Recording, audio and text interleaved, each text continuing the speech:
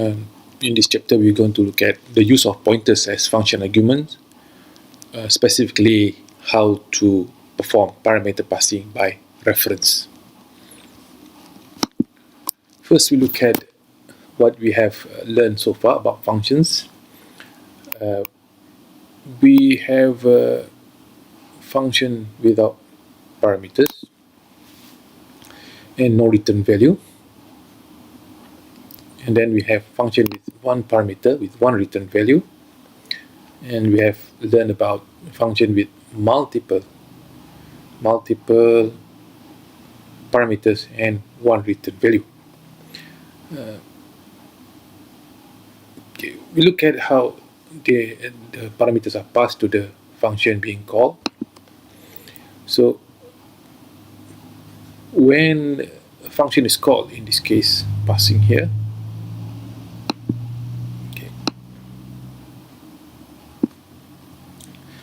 when it's called, the values, the parameters are passed to the function itself by value. That means a copy of the values here are copied over to the formal parameters in the function definition.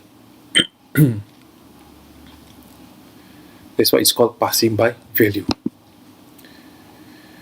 So basically, a passing by value concept is that formal parameters are declared as basic data types. For example, integer, character, float, double, unsigned, integer, long, and so on. Most importantly, when a function call is made, values of the arguments are passed to the formal parameters. Basically, only copies of the arguments are made, and in some instances, the arguments are called actual parameters. And another important concept to take note is that changes to the formal parameters do not affect the passed argument.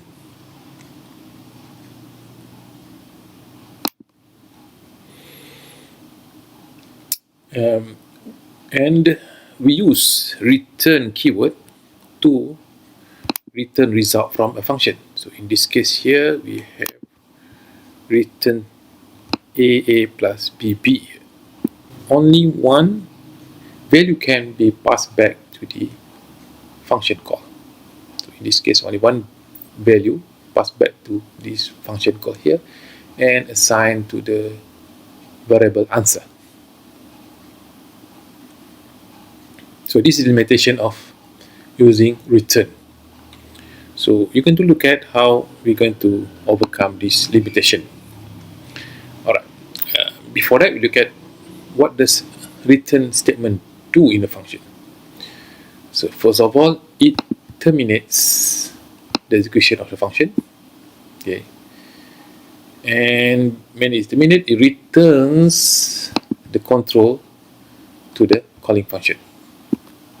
So it resumes at the point immediately following the call. You can return only a single value using a return statement. So like this, you only return the result of x plus y times z.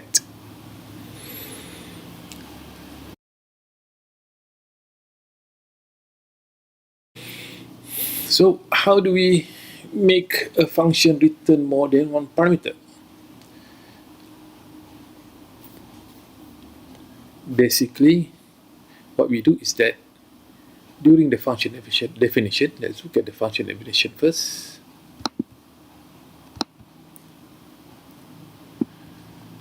The argument is declared as pointers.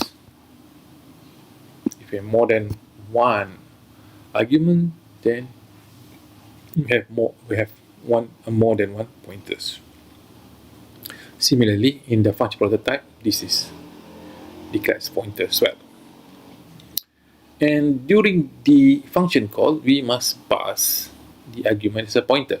If we don't have a pointer, normally what we do is we pass an address of a variable using the ampersand symbol or ampersand operator.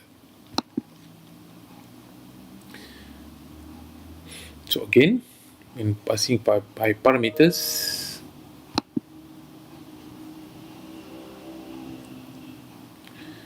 the formal parameters are declared as pointers. The formal parameters are declared as pointers.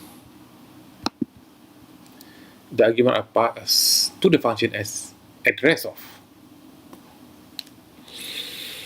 So what happens when a function call is made? When a function call is made, the addresses of the argument are passed to the formal parameters, which means the addresses are copied, not their values, which means changes to the parameters affect the passed arguments.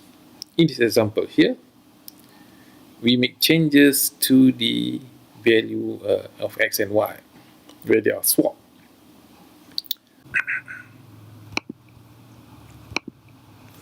Right, we have this function here, function definition of swap. Okay. In this function, we have two arguments of pointer types. Two pointers as argument x and y. And inside the function, we have a local variable called temp of type integer. Basically, what the function does is it swap the value of x and y.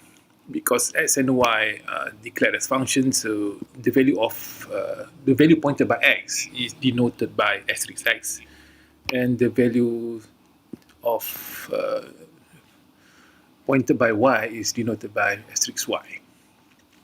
So we just swap it around. Temporary variable take value of x, and then x take value of y, and then finally y takes value of temp. And then we return without any result. The prototype of this code.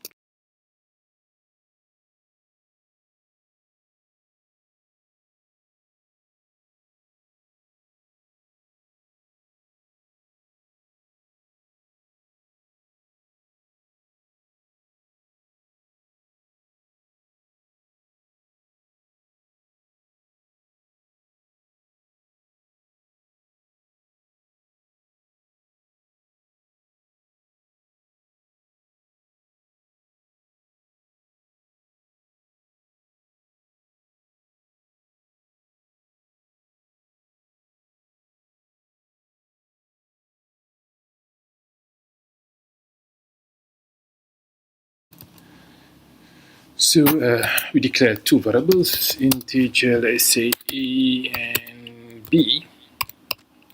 Assign them some value. A is 10, b is 99. And we swap them.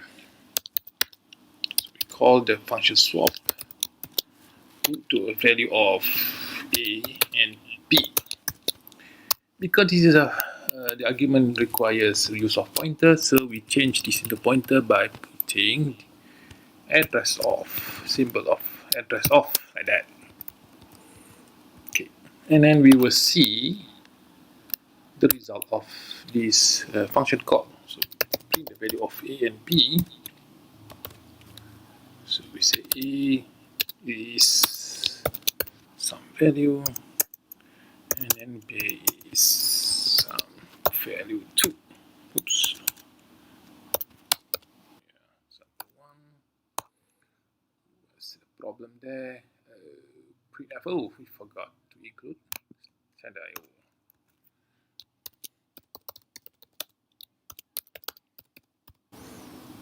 Okay, there you go. 10. Execute.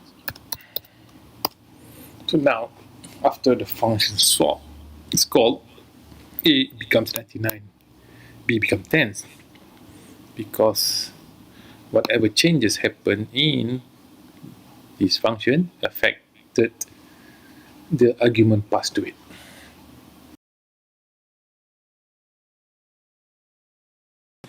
Now we are looking at how we're going to mix the use of passing arguments by value and by reference. We have a function called powered here. and it has 4 parameters. One is an integer, and then we have 3 more of type integer pointers. Okay, then we have function called here, with the same format, integer followed by 3 pointers, or in this case addresses of. Let's see how it works in the program. Okay, so this is the program. Okay, there's a mistake here. This one should be an X. Okay, because we declared X here. So let's compile. Okay, all right, it's working.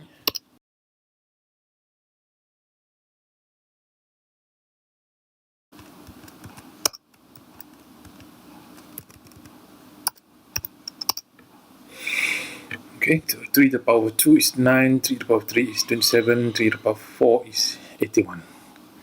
Essentially, this function receive one input value, and in a way it returns to the function call with 3 results, although the result is put in its arguments. So this is how we visualize it. So 1 input argument and 3 so-called input and output argument, which we can use it either as to pass input to the function or to get more than one result. So thank you.